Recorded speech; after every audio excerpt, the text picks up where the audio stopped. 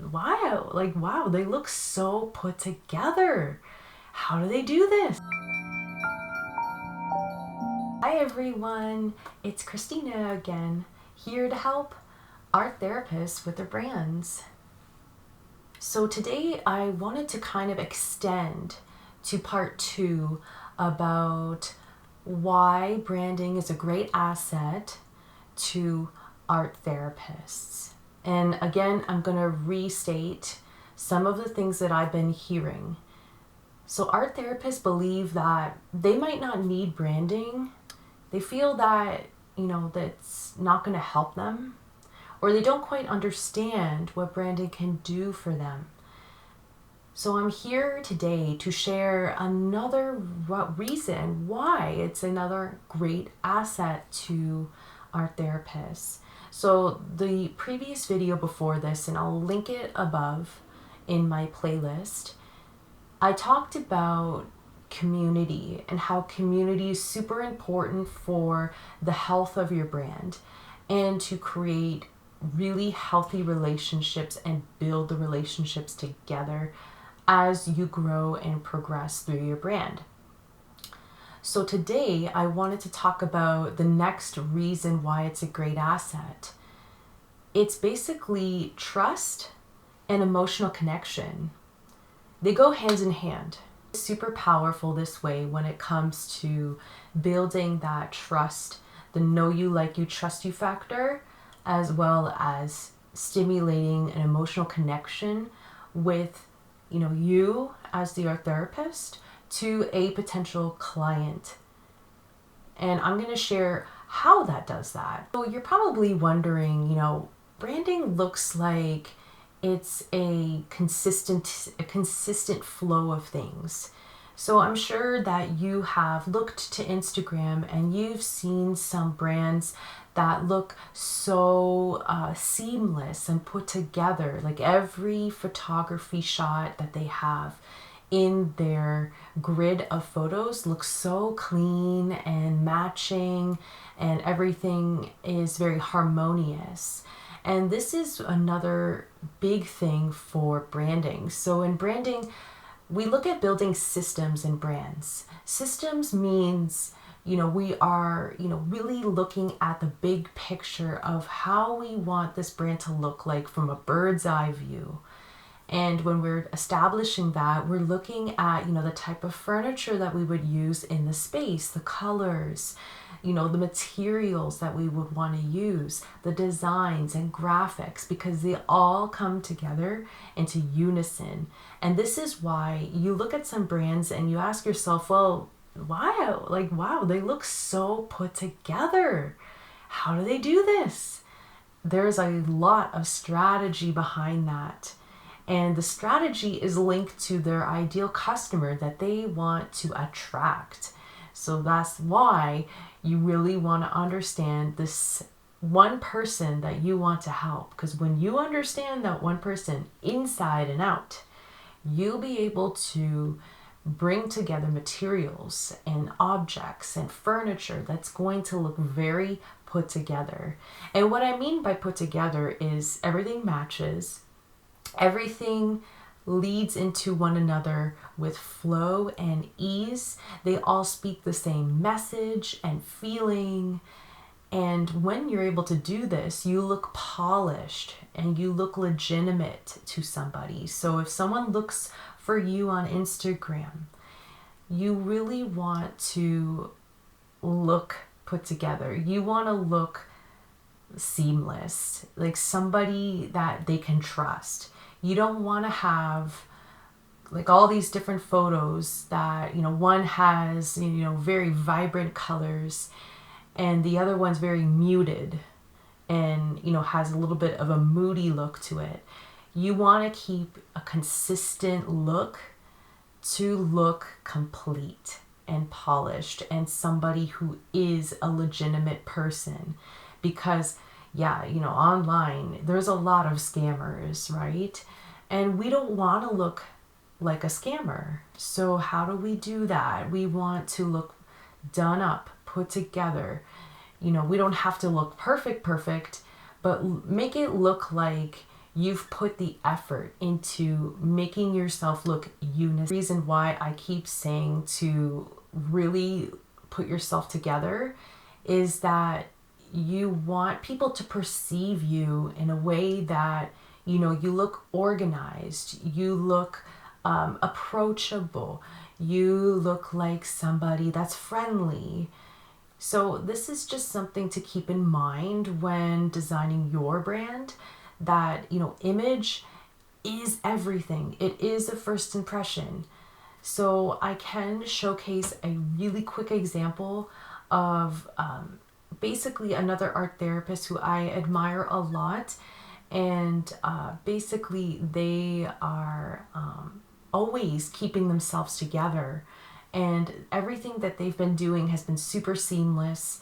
And this is a great example to look to. And her name is Thirsty for Art. And I'm also going to post her link to her website in my bio or description box, so that you can have a look at an example of an art therapist that really has taken the time to put themselves together and designed, you know, their overall aesthetics and feel for what they want to do in their brand. There is another person that also has made the effort to put their brand together. Her name is Amelia, and she is from Art Therapy in Real Life. Very different look, but still has a very vibrant feel, very fun and loosey-goosey, very expressionistic like. So two very different styles, but these are some of the things that I was talking about, right? These people look very trustworthy. These art therapists seem friendly and somebody that you can go to for connection now. So we talked about the trust side of things. This is another aspect to emotional connection. Now, a lot of people are attracted lately to storytelling. So you could share something that happened in your career or something that happened in your life that was very significant, or something that you've seen, you know, in the world that, you know, has caused a change in you, or something that made you take action. And it should relate to what you're doing right now as an art therapist, and maybe something that you offer that, you know, really ties into a specific problem that maybe the world is struggling with right now. And I understand that sometimes we don't really want to open up too much as a art therapist, and that's okay. You don't have to be too personal if you don't feel like it's necessary. But you do want to come off as being more human and relatable. You don't want to distance yourself too much from your audience, because that's where the emotional connection comes in, and that's where, you know, the person that, you know, might be interested in working with you will be more enticed to work with you after hearing a story from you. And again, that builds the know you, like you, and trust you factor. So that connection is key, because that's what people love. They love hearing other people's stories. They love that it's something related to them, maybe something in their lives that they can resonate with you. Storyteller, you really want to establish an emotional response. So the way that you tell your stories, whether it's videos such as this, or text, or some kind of social media post, however you want to tell your story, the story has to be in a way that the reader is put into this character, and be able to feel what the character's feeling. And that's a great sign of storytelling, right? You want to have like a beginning and then a middle, a big climax that's really causing a transformation to happen, or some kind of take action point where it's super contrasting to where they were before. And then you're going to close it off with some kind of a theme and a lesson learned. That's what's so important about these stories. And this story in general, we want to stick to one theme, one only, and the theme could be really anything. There's nothing really specific, but it really should relate to art therapy and maybe a specific problem that you're focusing in on. And that will get, somebody in the audience to, cry or take action to follow you or, feel inspired. There's so many different feelings that you can bring to your audience. It's just up to you how you want to tell the story. And again, highlight the lesson that was learned in the story. So this is about, now you got to be a good storyteller. So be sure that you're really good at, leading the character through the story and understanding, each point in the story. Highlight a specific point in the story that needs to be emphasized. So if this character was, stuck in a problem and, the thing was escalating, how do you describe that, right? So maybe you can describe where they are in the environment and maybe how they're feeling, like my heart is racing and I'm sweating.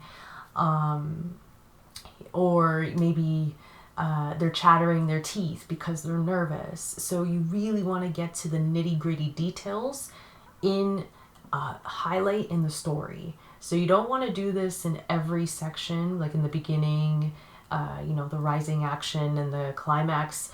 You really want to focus on where you want to emphasize some emotional response.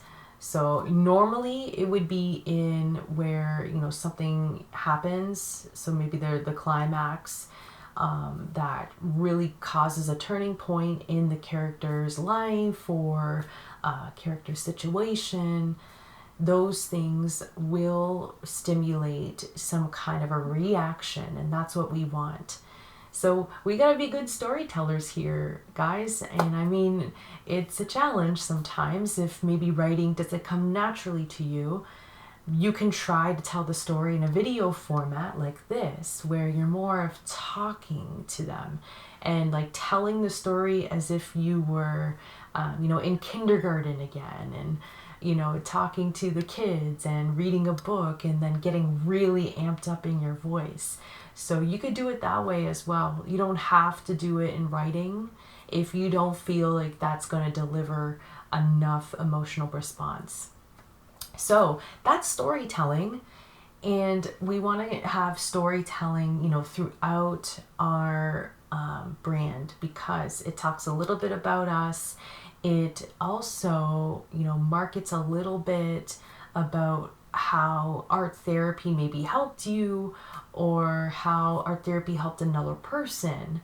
So really focus on, your founding story as some kind of a turning point, either in your career or in your friend's career that maybe you knew and experienced it with, or also a transformation story from a client that they can tell their story as well in that same kind of format.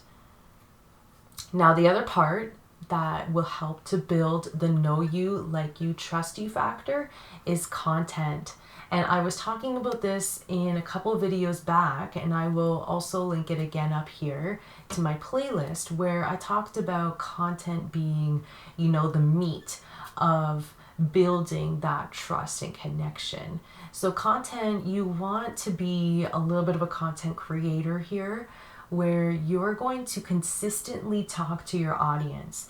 Hey guys, what is, this big problem, such and such problem and on your mind, and what are the biggest questions that you have about it? Or is there something that's keeping you up at night and you really want to get this problem solved? Or, maybe there's like something that's on their mind, but they don't know how to, get through it. Or maybe there's a mindset problem that you can help them shift. And when you're able to ask those questions to your people, you're able to kind of get a sense where their headspace is at and take that question and provide, maybe 4 solutions to it in a content format, kind of like this video today, where I'm answering your questions about, how is branding an asset to art therapists? So again, I'm covering this right now as we speak. So this is how you can do it with your people as well and your audience. You want to provide little tidbits of content that will solve a quick problem or shift their mindset. Just something that they can take with them and they can actually take action on it right away, something quick. You don't want something that's completely, heavy in context and there's many, many steps. Just something that's very simple. And again, this is free content, so you don't want to give too much away, but just enough that, they establish trust with you and they begin to love your content. And, continue to visit your channel every day, whether it's YouTube, whether it's Instagram, TikTok. You want to consistently show up to those platforms. Whatever they are, you want to show up where they are and bring the content there that will bring them value. So you want to make sure your content is always bringing them value. Don't leave it where it's not bringing them value, or it's just something that was, like very dry and didn't really do anything. Maybe it was just entertainment reasons, but it didn't really bring them any kind of value that they can take with them and apply to their lives. So just something to think about when you're creating content, that it's simple, it's straight to the point, it's something that they could take with them and learn from. So yeah, basically, let's sum this up of today's discussion of trust and connections. So basically, we want to build trust with our audience and emotional connection via looking put together. So really making the effort to improve your images, your colors, your fonts, your messaging, anything of those natures that is visual. You want to make sure that it looks consistent, that it feels consistent and has the same message every time. So make the effort to really make it harmonious. You'll look legit, you'll look trustworthy and approachable, and that's key. And you'll be memorable that way. And then we also want to tap into being good storytellers and telling our story in terms of maybe how we got here, in terms of being an art therapist, or maybe a friend of yours or a family member that was going through a really bad time and you came in with art therapy tactics and modalities. So those are some really good stories that build the know you, like you, trust you factor. And building those blocks really brings in trust and emotional connection. The stories have to move the audience, whether it's making them react, make them cry, or feel inspired. You want them to feel moved by the story and make them take action. Lastly, create content. So we have to take what's in here and put it into something like this, a video, so that people can see that you're an expert at what you do. It builds trust, builds the know you, like you, trust you factor. And when you're able to do that, people will love you for it. They will love your content. It's small tidbits of value that they could take with them and apply right away to their life. So that's pretty much it for this part 2 section of how branding is an asset to art therapists. So thank you so much for listening today. If you have any questions, follow-up questions about today's video, please comment below and I'll be more than happy to help. So thank you guys so much for listening today, and hopefully I see you in next week's video. Have a good one. Keep smiling. Bye.